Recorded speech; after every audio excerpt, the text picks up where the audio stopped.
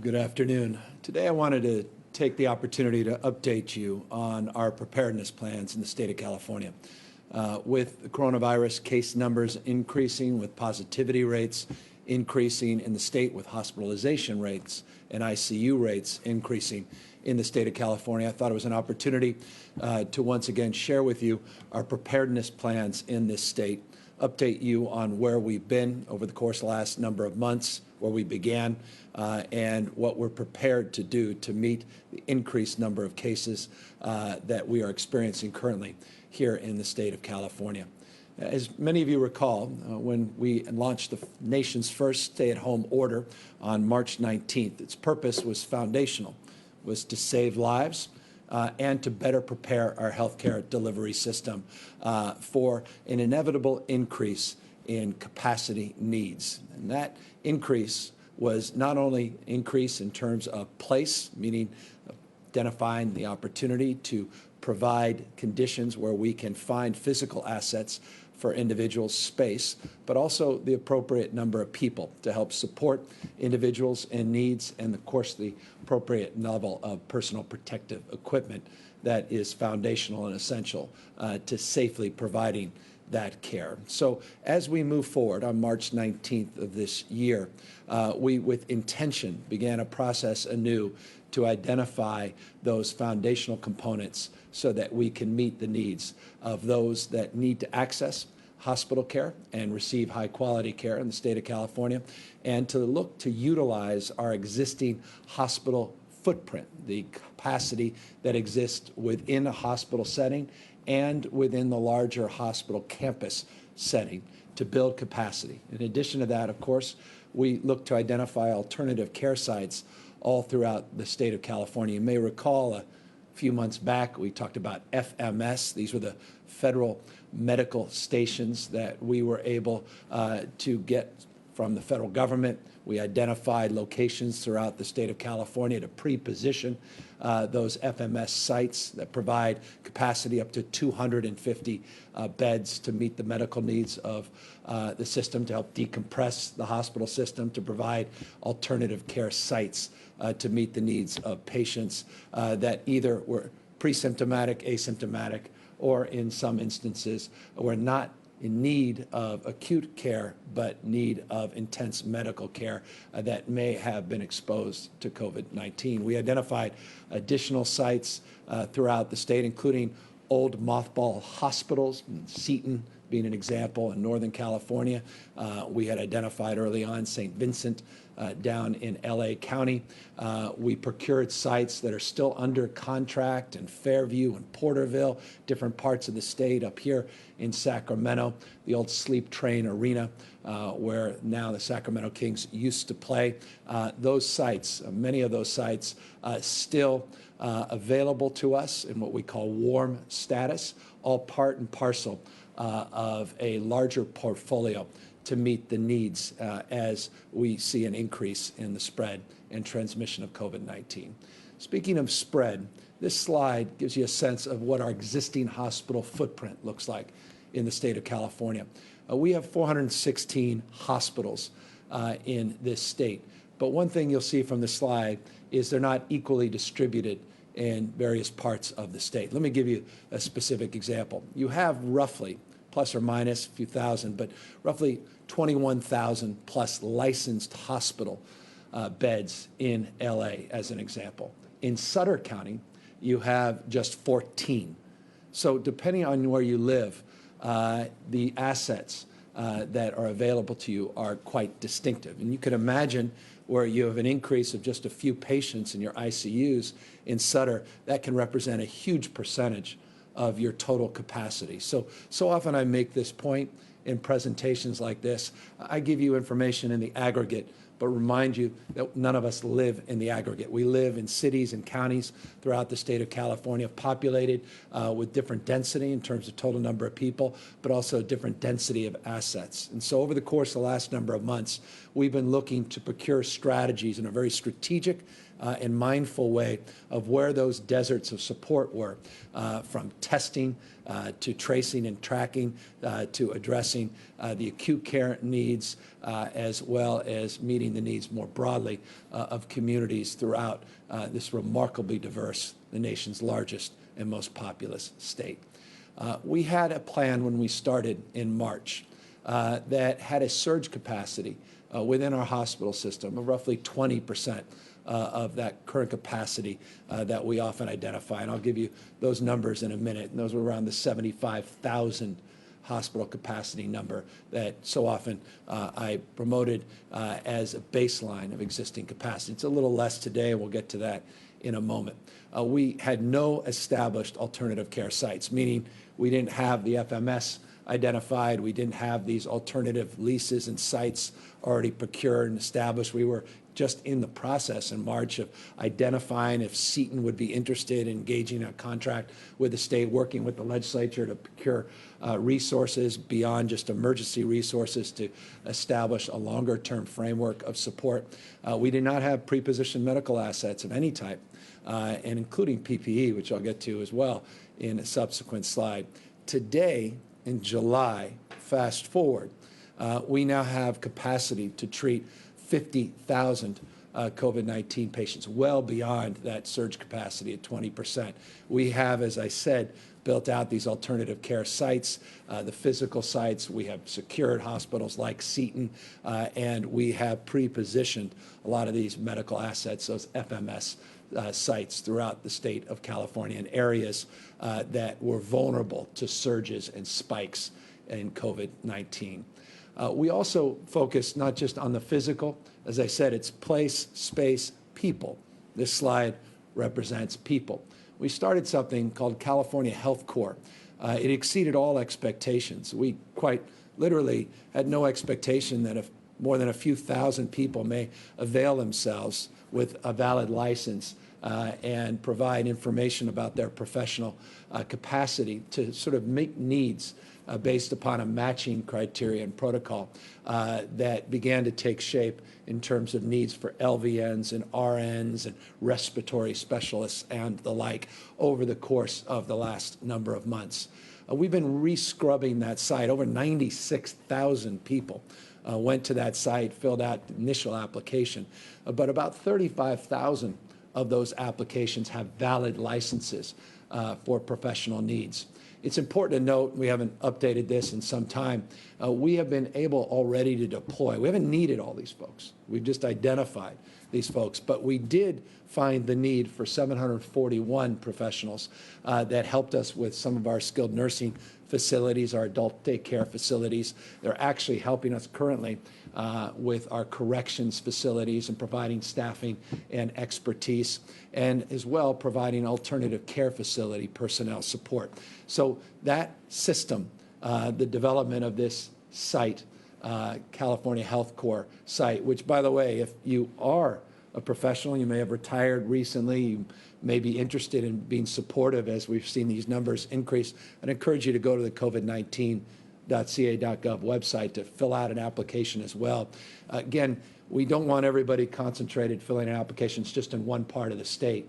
It's really about matching need in different parts of the state based upon different professions within the healthcare system. And so you may have a unique experience, unique perspective, a unique license in part of the state that's significantly underserved. You're exactly the kind of person we would encourage you to go to that site, fill out the application, provide your license information, and we'll make sure over the course of the next number of days and weeks to get back and contact you.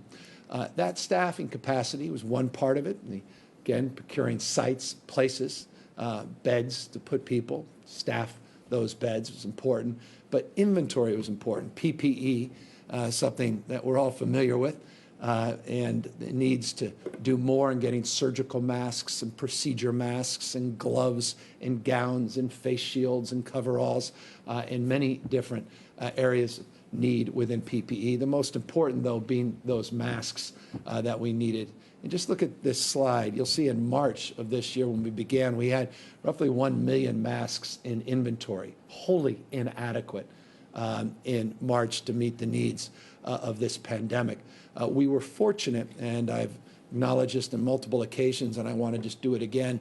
Governor Schwarzenegger had years prior procured a large cache of N95 masks. Many of them had expired, but we worked with the FDA and others, CDC, to be able to utilize a lot of those masks. So we were fortunate to have 21 million N95 masks. I don't know another state that was benefited from that kind of supply. But as we quickly learned, 21 million masks may sound like a lot, but it turned out to be a very modest number. And as a consequence, we had a huge backlog and a need to go bold and to go big in terms of procurement. And it's exactly what we did. It's what we said we were going to do, and we were able to deliver. Just one contract, we were able to bring down 189 million new procedure masks, 72 million N95 masks, just from one contract that got a lot of attention. And I don't think enough attention got to the fact that we were able to deliver on the commitments we made over a 2-month period to draw down those masks. As a consequence of that, you'll see on this slide, we've been able to, with that contract and others that we were able to put together, distribute 200 additional million procedure masks beyond what we had in inventory. You see that slide, 201 million procedure masks we've distributed just in the last 4 months, 79 million N95 masks we were able to distribute. So today, rather than being in a position where we were with 1 million procedure masks and just 21 million N95 masks, today we have in inventory, as of this morning, 232 million additional procedure masks beyond what we've already distributed, the center slide there, and 46 million N95 masks. We're still in the process of procuring more masks, but we've never been better positioned. So much so, full disclosure, that we've been able to distribute masks to 4 other states to help with their needs. And that's something in partnership with FEMA, who's been just extraordinary in helping us with this procurement, is something that we designed with our original contracts, that we would have the kind of agreement once we hit a certain threshold and we're able to make the distributions that we've made, that we can help support other states. They're reimbursing us 100% of those costs. But again, we only distribute those when we can meet the needs within state. We recognize, though, we still have a lot more work to do beyond just the N95 masks and procedure masks. None of us are naive about that, and we are sending out millions of masks every single week. And I recognize there are still parts of the state that are deserving and in need of additional PPE, and we recognize the urgency in terms of the distribution of the same. But I am very pleased with the urgency that has been demonstrable in the development of our protocols, our procedures, and our plans, with our partnership that we've created with California Hospital Association in particular. We've had incredible support from the California nurses and other labor organizations like SEIU. I just want to compliment them on their heroic efforts and maintaining their status as our frontline heroes in this pandemic. And let us not forget the nurses and others that are on the front lines every single day. I'm putting up numbers. They're the human face of this pandemic, doing everything they can to meet the needs of those that are coming into the hospitals now at record numbers, and meeting the needs of patients that are coming in with symptoms, even some pre-symptomatic and asymptomatic, that have to have their needs met. But the hospital system had a lot of work to do, and that work was led by outstanding leader that is here, the head of the California Hospital Association, to talk about exactly what the system, the surge capacity looks like, and how we've been able to develop, in essence, of a mutual aid system of sorts, which will explain some of what you've been perhaps reading about, why folks in Imperial County, where we've had to decompress our system by over 500 patients, why we have protocols and processes of where to send those patients when we move them out of county, that we know that we have agreements in, for example, San Diego County, in LA County, including here in Northern California, where a few of the patients went up to UCSF in San Francisco and other parts of the state. So it's a remarkably dynamic system And no person better able to explain that system than the head of that system, Carmela Coyle, who's here. And I'm very grateful, again, for her partnership, her seriousness of purpose, her leadership, and I just can't thank her enough more publicly than I have in the past, but I need to repeat it yet again because we're all being put to the test, particularly our hospital system at this moment. And so I want to give her the privilege of this opportunity to engage with all of you and explain a little bit more comprehensively what that surge plan looks like and why they feel some confidence in the immediate term in terms of our ability to meet the needs of patients that are coming into our hospital system. Carmela?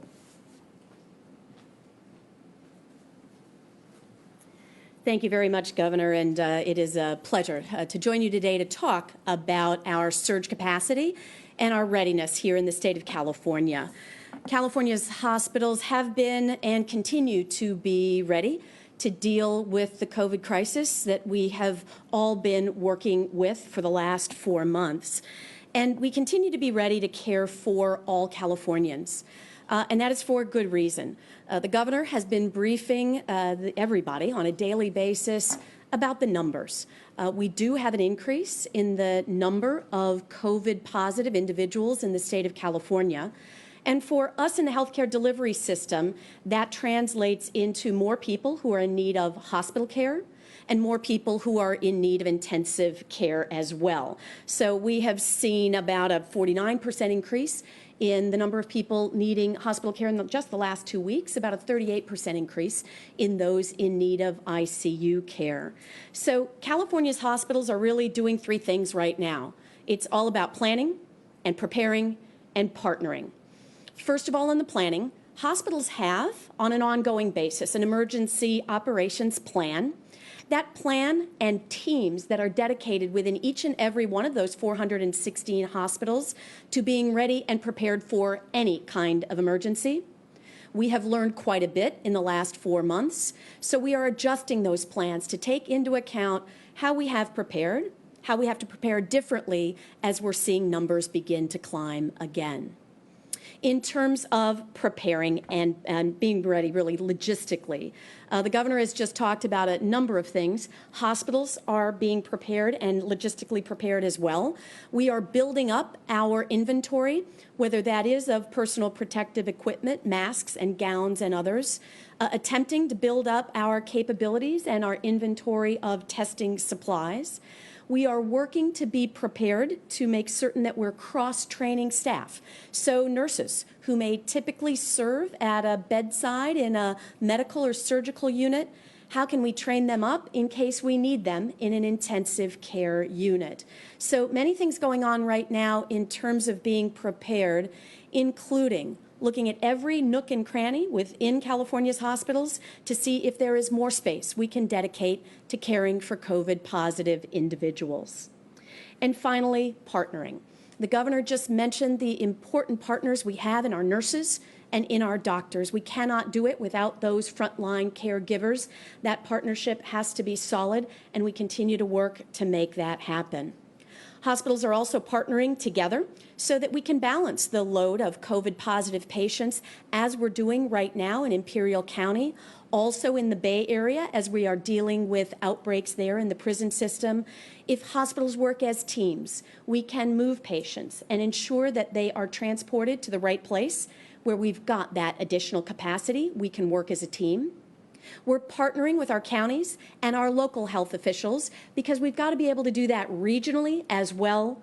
And of course, our partnership with the state. And that is in terms of the stockpiles of masks and other kinds of equipment that's out there and available and needed as we take a look at being ready for even higher numbers. So we're preparing to surge. We're going to surge differently this time.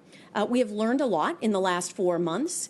We know that we have different tools available to care for COVID-positive patients.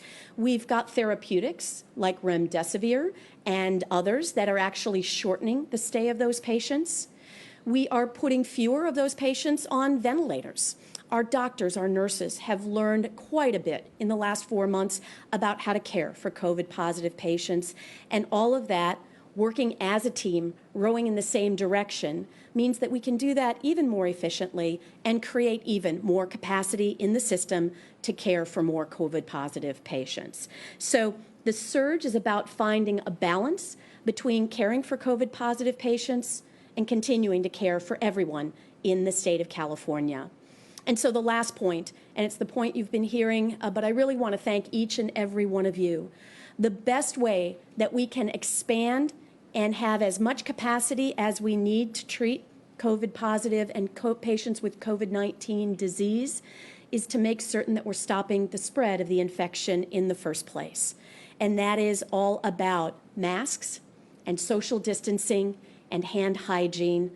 Every time you do that in your home, in your neighborhood, and in your community, you are helping a nurse, you're helping a doctor, you're helping a hospital, and you're saving a life. So thank you for your continued focus on those practices. Help us expand the capacity that we have to care for those in need. Thank you. Thank you. And as you can see, we have an outstanding partner and developed incredible partnerships at a regional level, local level, but statewide. And the partnership is dynamic and it's demonstrable, not only in terms of the planning documents, but the actualization of our efforts that have been tested in certain parts of the state over the course of the last number of weeks. I want to just note, in addition to what we have as it relates to our hospital capacity, I mentioned these alternative care sites. We were fortunate, I had a conversation with the Vice President just a few days ago, to be able to draw down even more support than we had in the past for these field medical teams. We're going to get 190 individuals that are coming from HHS, from our federal partners, to come in and help to relieve some of the stress for some of our caregivers. And as Carmela was saying appropriately, not just the nurses, but also our doctors.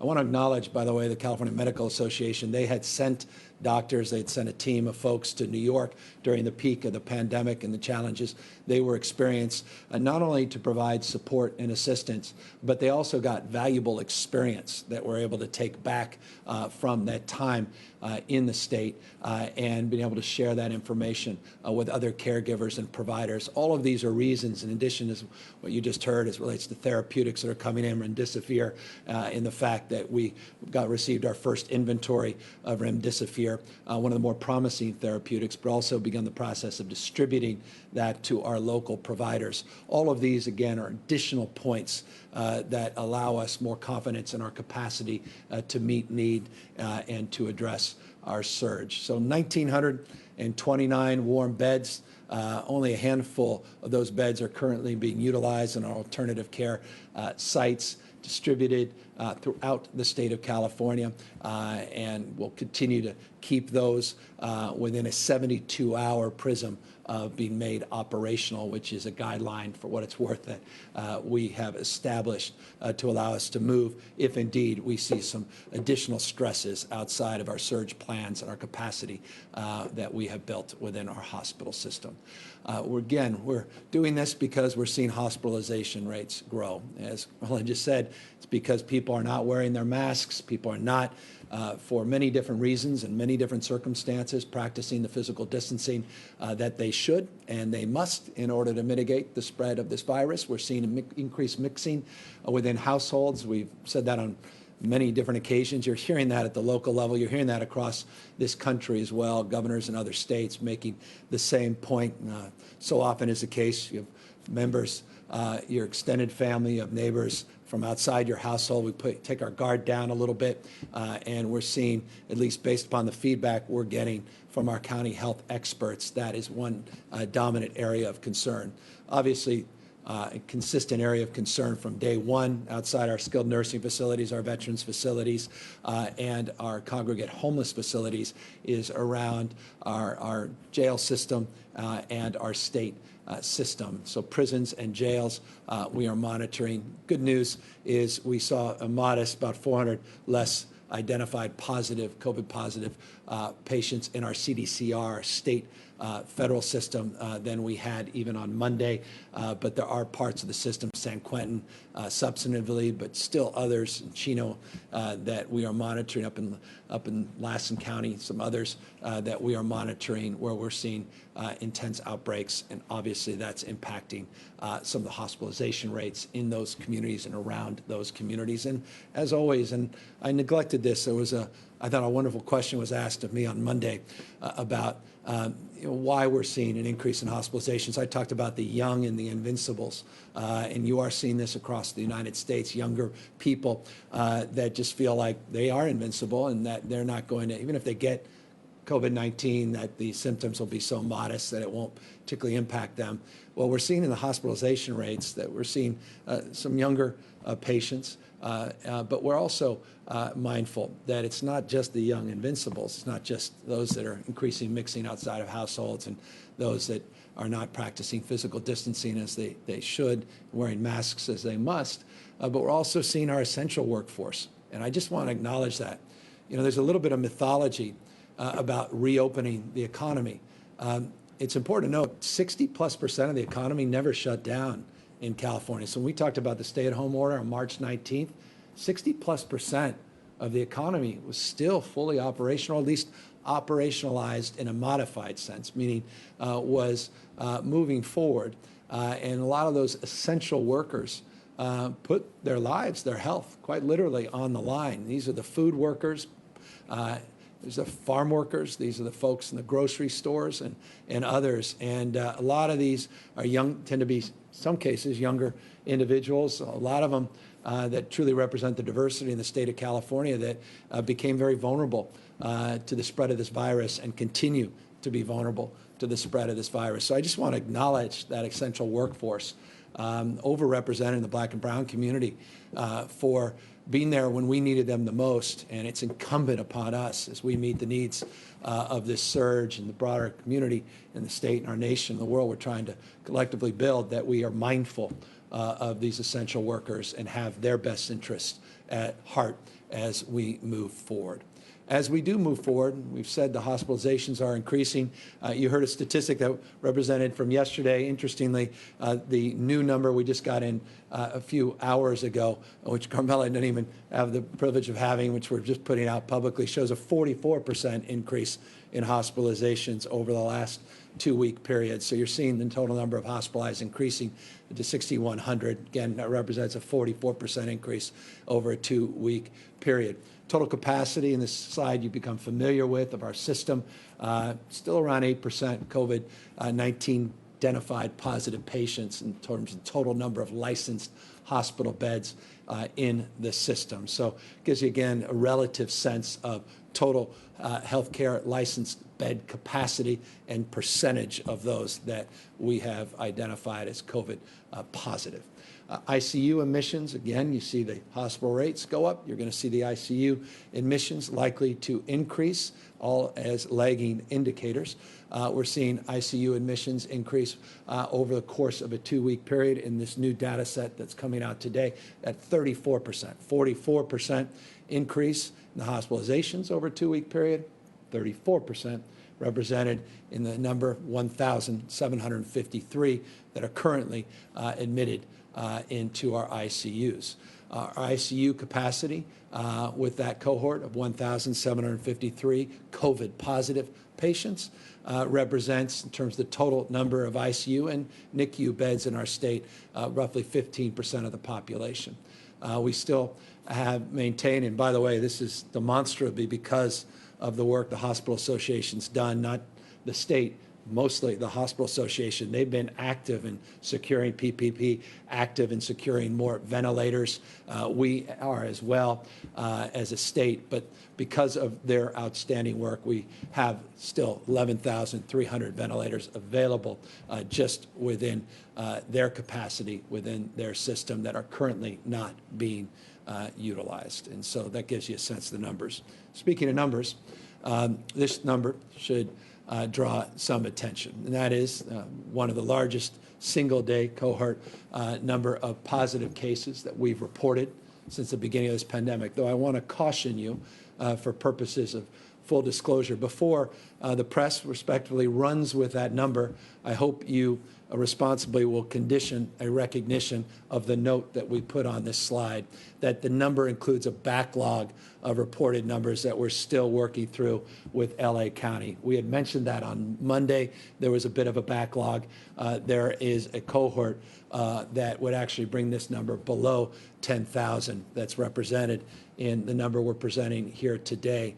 And so I hope as we run with that number, we're cautious and are being fully informative to the public that that number does include a backlog of some LA County numbers. So I think a way to really start to express this, and we began to do this on terms of total number of cases to talk about positivity rates. What I really want to emphasize, and I think this is important for all of us as individuals and as members that are responsible and all of us accountable for distributing information to the public, to really focus on the 7-day average. And you can see the 7-day average, and this number is reflective of that backlog, reflective of a contemporary assessment of our daily numbers that we collect. 8,116 individuals have tested positive over a 7-day period.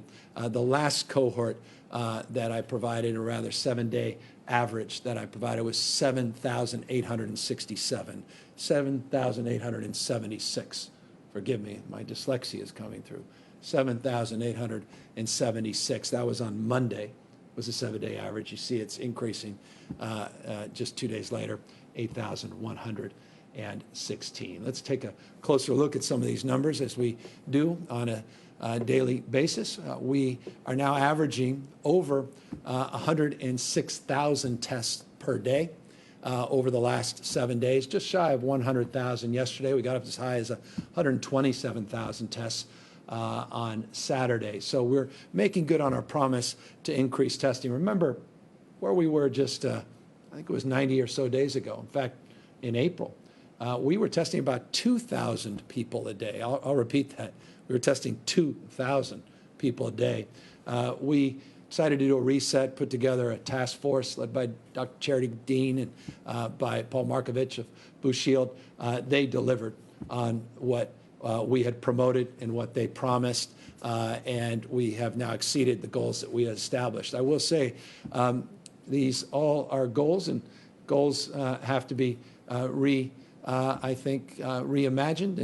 and I think we have to realign some of our goals, and we'll be talking more about that. I think maybe as early as Friday, as late as Monday, I'll talk about our next iteration on testing and how we're going to be much more strategic, much more dynamic in our testing, much smarter, dare I say, peril, in terms of who we're targeting in terms of testing and how deep we're going in testing people on a more consistent basis. So it's not just about the numbers.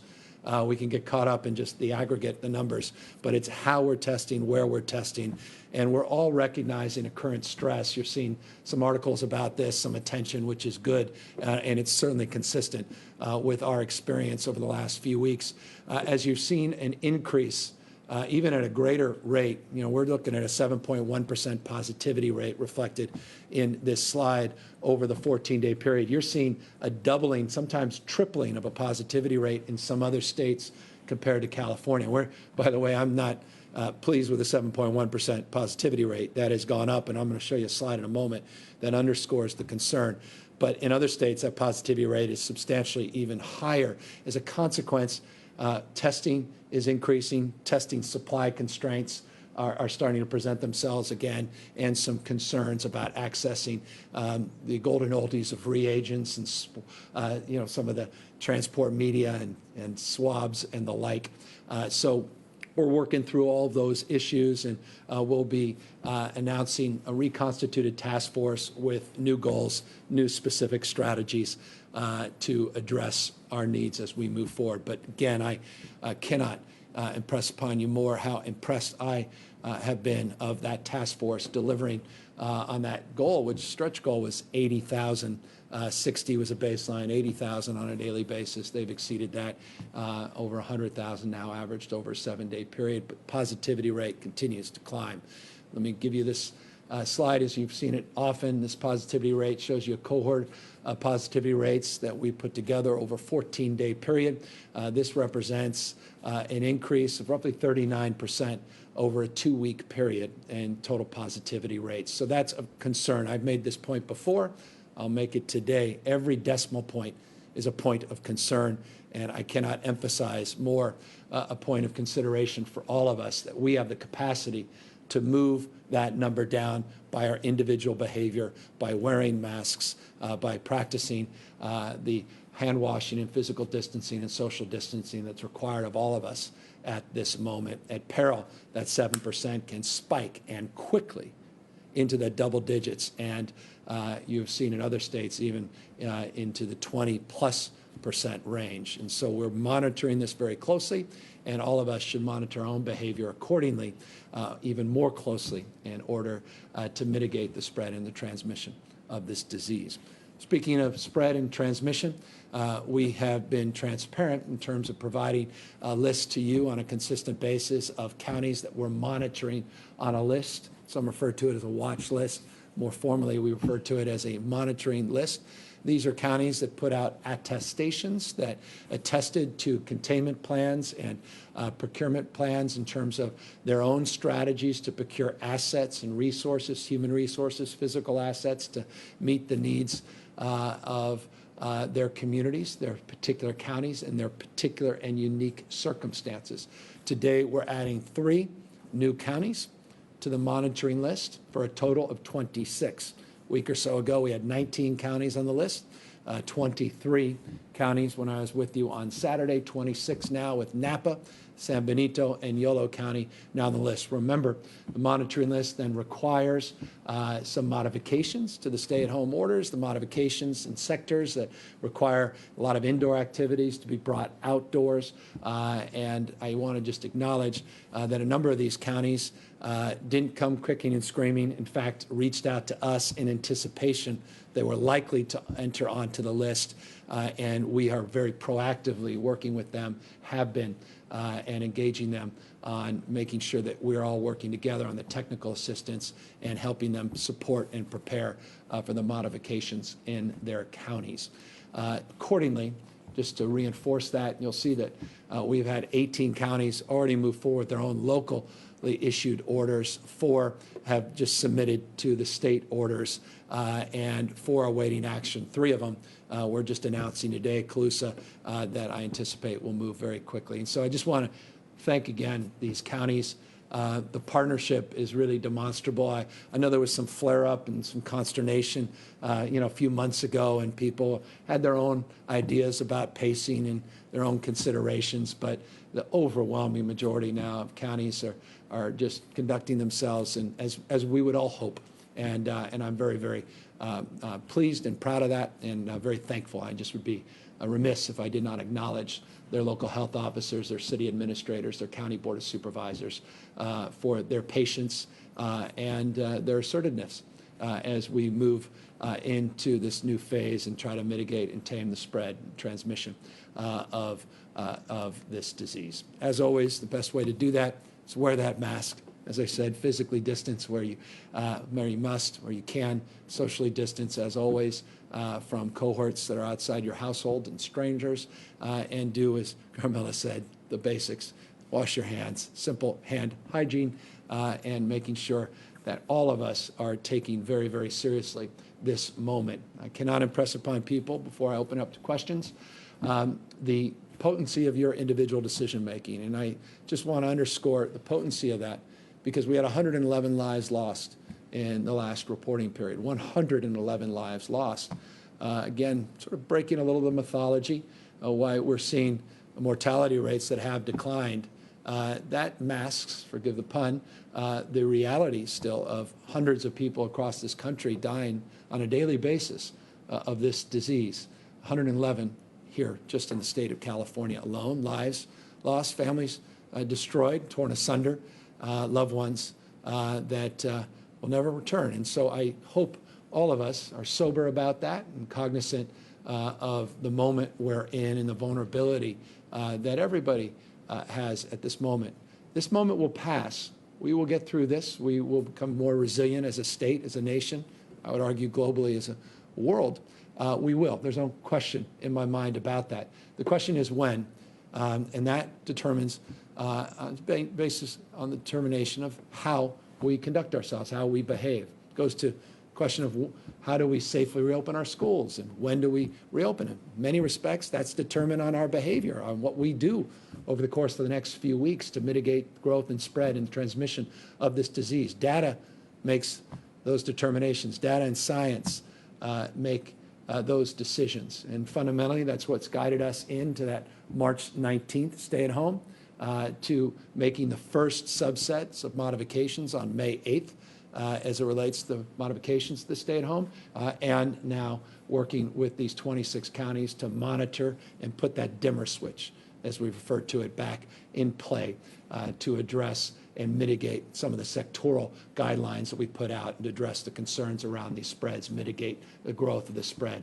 of this disease in counties and communities large and small. So forgive the long-windedness of today's presentation, but I wanted to give you an assurance that the last 4 months have been meaningful and intentional, and we have done an enormous amount to prepare, and presenting you today, I hope you feel a sense of that preparedness to meet your needs, to meet your neighbors' needs, your community's needs, the state needs, and to do so head on. But again, we need your compliance. We need your support on wearing these masks. And if you're a senior, if you have these pre-existing conditions, if you are vulnerable to this virus, and in that category, we cannot impress upon you more to take very, very seriously this moment and do what you can to stay home except for essential purposes and essential needs. So with that, of course, now happy to answer any questions. Sophia Balog, SACB. Hi, Governor. You mentioned that the state is sending masks to other states. Can you clarify how many masks you guys have sent and exactly what threshold in terms of, mask capacity that we have as a state that led you to the decision to send more to other states? Well, hundreds that you saw on that slide, you'll see the threshold quite in numerical terms, quite in detailed terms of the detailed list of capacity the state has, hundreds and hundreds of millions of masks. When we made the agreement for a large procurement, which many of you have written about, I hope you'll consider the fact that that procurement prevailed in 72 million N95 masks. Just one contract, wasn't the only contract, over 189 million of our procedure masks. We were able to do that in a very short period of time, a concentrated period, just over a 60-day or so period, plus or minus. We were able to procure that. I don't know another state in the country was able to procure at that scale. Part of the agreement in partnership with our federal partners, particularly FEMA, was a consideration of need to those most in need. We did that with ventilators. We're part of the human condition. We are one of many states. We feel very connected to the American spirit that must meet this moment and the needs of our brothers and sisters in other states. And so I mentioned a few weeks back the number of 17 million. That's more specific to your question. I had mentioned that on a number of occasions, including one state where we had sent, and I think everybody would understand why, and that's Arizona masks. We've also done it in Alaska, Oregon, and Washington, and we're looking to do more as necessary. But we must always, in the threshold in terms of the question, we must also, as a primer, as a foundational principle, meet the needs within the state. And that is precisely what we've been doing over the last number of weeks as these new supplies have come in. And you saw that in the amount of masks that we have distributed, including, by the way, 2 months' supply into our public school system. We mentioned this last Friday, 35 million masks to the California Grocers Association, the Restaurant Association, working in partnership with CMTA, which is the California Manufacturing Trade Association, that also is helping sectorally reopen the economy safely, and how we're partnering with them on the distribution of masks. Our first priority, of course, our front line men and women in the hospital system. By the way, hospital systems procuring, as I mentioned a moment ago, their own PPE in addition to what the state's doing. So we're trying to supplement that, find gaps, farm workers and the like, and seasonal farm workers coming in. So we feel at the moment we are meeting the needs. But as I said a moment ago, we're getting these out in real time. So the orders are coming in, and we can't get these masks out quickly enough. And so we're putting together a spreadsheet where we think we need to be. And all I can assure you is we're continuing to procure even more masks. We're not going to sit back statically and allow that stockpile to deplete. So we're back to where we were in March. Renee Santos, CBS 13. Hi, Governor. Thank you for taking my question. You know, we are seeing more cases. Cases are increasing, but many of those people are testing positive and some are asymptomatic. There are concerns about these so-called super spreaders. Can the recent increase in cases be attributed to these super spreaders? And should people who essentially aren't showing symptoms, should they be getting tested? Well, we've tried to encourage testing, and particularly in our diverse communities. We've been able to put up a site, and this is my opportunity to remind you and allow you to avail yourself to accessing the site, covid19.ca.gov, covid19.ca.gov. You can type in your zip code, and we will provide information about the availability of testing sites that are proximate to where you live, and also the reimbursement or costs associated. Vast majority of these, there is no cost associated with getting a test. As I said, either on Friday or as late as Monday, I'll be putting out different frame of engagement on the testing that will go more substantively and specifically to your question, because we are now looking to really target and modify our testing criteria in a much more strategic way. We actually put a little guidance out on Sunday. I don't know that you had a chance to take a look at that. I encourage you to take a look at it. It's on that same site. That gives you a sense, sort of a preview of where we're going with our new testing protocols in terms of really targeting most vulnerable members of our community, most diverse parts of the state, and still addressing some existing testing deserts that we have to address in the state, and obviously the supply concerns that I mentioned a moment ago. Look, as it relates to why we think the hospitalization rates are up, you saw that slide. Those are the 4 areas that our experts, the health officials that we're engaging, our own health officials, our hospital partners, those are the areas where they suggest most of the activity is occurring in terms of the cause and effect of why people are ending up in the hospitals. Those vectors or super spreaders, however you may want to define them, we've defined those 4 categories as the areas of most concern. I will say, full disclosure, if you look more granularly, and I brought this up on many previous occasions, so I didn't feel the need to do it again today, you'll see regional considerations. Imperial, we've talked about a lot of people, dual citizenship, cross-border activity down in Imperial, that's also an issue. And so there are many other micro factors, but in the macro, those are the 4 areas where we think are the most contributory in terms of the increases that we're experiencing. David Baker, Bloomberg News. Governor, I wanted to ask you 2 related things about San Quentin Prison. One, are you going to be transferring more prisoners out of there into other facilities, especially since we've had outbreaks in some other facilities now? And 2, are you going to go to the prison itself, yourself, and speak with the staff there or some of the family members of the prisoners inside?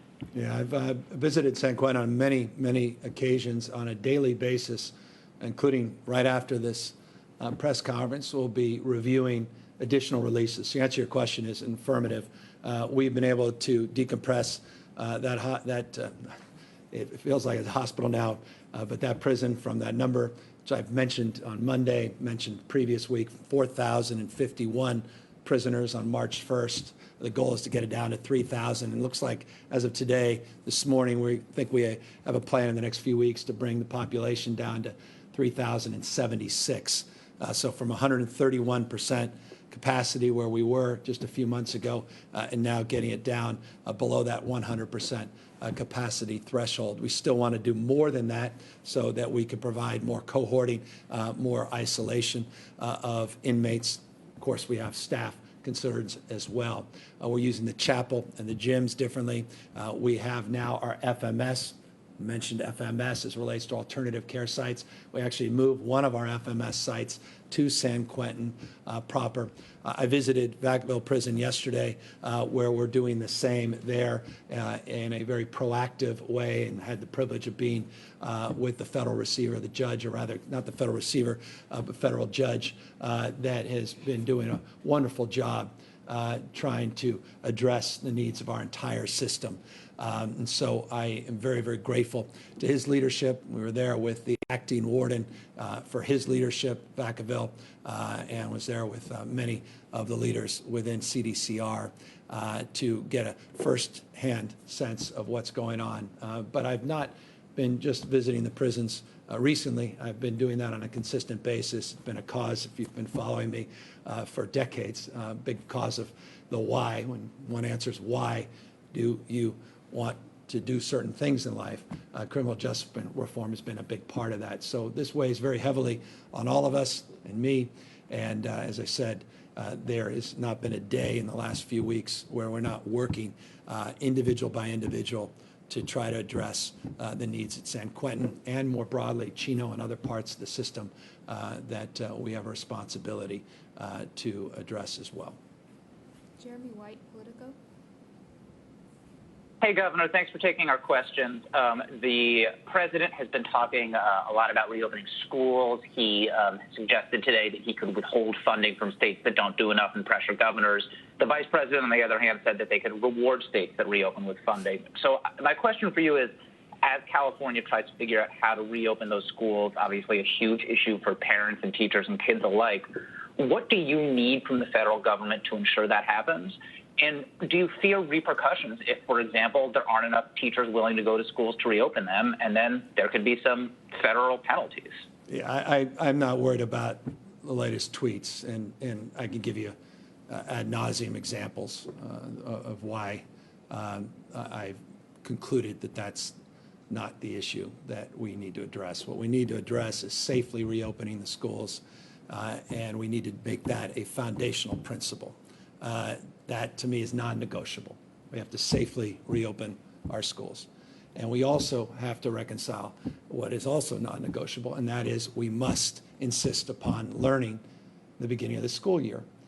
We provided, as I mentioned a moment ago, 2 months of PPE. We are procuring more PPE to provide even more support for our educational system, not just K through 12, but our preschools and obviously our system of higher education as well to help support their efforts. That's why we have to continue to do more on face shields, masks, gloves, and gowns and the like, deep sanitation and other procurement, which is foundational in terms of safely reopening the schools. Number two, we put together statutory language in our budget that incentivizes the kind of learning that we think is more advantageous, which is in-person learning. But we also provided flexibility in our statutory language in the approved budget. By the way, that includes $5 billion for learning loss and safely reopening the school system, support that we were able to draw down from the federal government already. So I think that's an important point to note. And we are providing the flexibility based upon local conditions. I know it sounds almost like a mantra, but it's foundational. In a state, again, as large as California, 1,000+ school districts, conditions are unique and distinctive. Classrooms, physical classrooms are such where you can't have the physical distancing that you can in other classroom environments in different parts of the state. All of these things need to be managed at the local level with the foundational framework of keeping our kids and, as you suggest, Jeremy, our teachers healthy and safe. And yes, I fear that more than I fear a tweet. I fear that as a foundational principle of responsibility to protect our caregivers, our teachers, to protect their support staff, janitors, the bus drivers, and our children.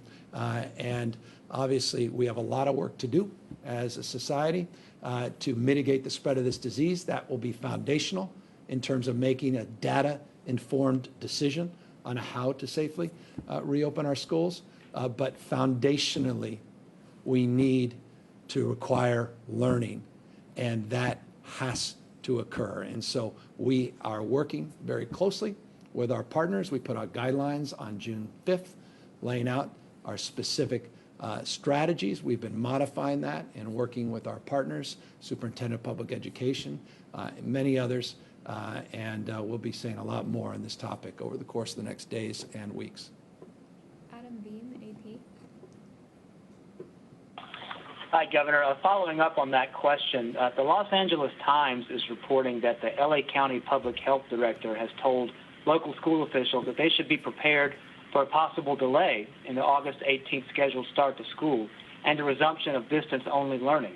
Now, given the case numbers, do you think it's likely schools will be able to open in as little as 5 or 6 weeks and that some form of classroom instruction will be possible? Yeah, so I sort of repeat a little bit of what I said a moment ago in terms of the decision will be based on the data, based upon where we are in a number of weeks. That's not just, we're not bystanders in that respect. We are agents of our own lives and our own decisions. So foundationally, that answer can be affirmative, meaning we can just roll over and accept the spread and transmission, continue with the behaviors that have led to this transmission and this increase, or we can do more to practice the kind of personal responsibility as it relates to wearing face coverings and masks and physically distancing from others that will mitigate the spread, will shift that trend line and avail ourselves to more flexibility and more opportunity. I would like to think that we have the capacity to make better decisions the next few weeks so we don't have to make the decision to delay a school year. But we have, and this is why I referenced the previous response to the question, provided flexibility, statutory language to provide local flexibility on distance learning, hybrid learning, and looking at a prioritization always of in-person learning, which goes to issues of social emotional development, not just intellectual academic development, which we place great deal of emphasis on. So again, this is work in progress, all to be determined, and we are working very, very collaboratively with our partners all across this state in this dynamic. Final question, Ana Ibarra, Cal Matters. Hey, Governor. So I know you said you'd be giving a more detailed response on testing at some point, but for now, as testing centers are closing and you mentioned backlogs, this means in some cases people are having to wait more than a week to get tested and then more than a week for results. And, with such a lag, some people are asking, what is the point of testing? Is there so much value to it? And I have a follow-up on schools as well. I'm wondering if the state has any projections on how many students, teachers, and staff are expected to be infected from in-person classes when and if they resume in the fall? No, we don't have any data on that basis because we're looking to bend and we're looking to mitigate the spread and transmission of this virus to be in a very different place before the schools begin to reopen. And so we're hoping that we have real impact in the next few weeks so that we can mitigate these trend lines and not just accept those trend lines to be then factored in just some numerical expectation in terms of spread within the school system. That said, as it relates to testing, and we agree with you, and that's exactly why I've been previewing. Monday I previewed, it's why I'm previewing again, the work that is ongoing, that very assertively is ongoing. We were able to do what we said we were able to do and actually exceed expectations, including the last 7 days, over 100,000+ tests. So it's an interesting moment. You're right, there's some supply chain concerns. At the same time, we're doing record number of tests. But again, that masks some of the nuance of where there are supply challenges and as well the challenge we are all having now with the time to getting that testing information back. We were within a couple days. We started, remember, it was 6, 7 days. Had some people 11, 14 days. We again got it down a few days, and we were really making progress as a nation, not just as a state. And now you're starting to see, because of the backlogs with Quest and others, that we're experiencing multi-day delays. That said, you're going to, forgive me, I don't want to get too far ahead of our announcement, but let me give you a little more of a preview of it. We're working to match some of our testing capacity with local labs with many of our hospitals, and not just doing these national labs where you're seeing a lot of the delays occurring. We're also, and it goes to the previous question around San Quentin, just as an example, we were using Quest at San Quentin. We had a lot of delays.